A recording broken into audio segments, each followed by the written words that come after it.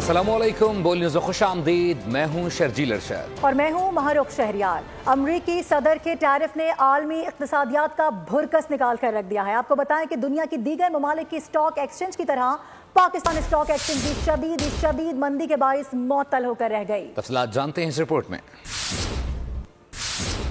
شدید مندی، کاروبار بند، سودے منسوخ، لوور سرکٹ بریکر آن۔ بڑی گراوٹ کے بعد اسٹاک مارکیٹ میں کاروبار دوگنا پڑ گیا۔ امریکی ٹیرف عائد ہونے کے بعد پاکستان اسٹاک ایکسچینج میں شدید مندی رہی۔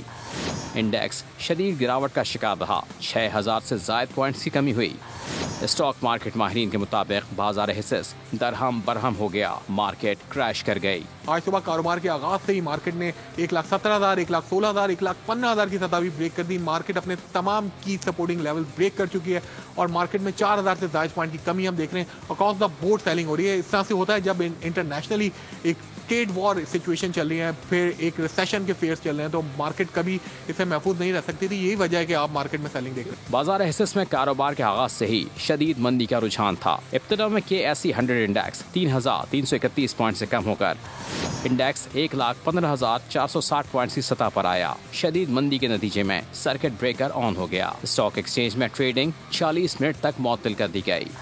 اسی دوران انڈیکس 6,287 پوائنٹس کی کمی سے 1,12,504 پوائنٹس کی سطح پر آ گیا۔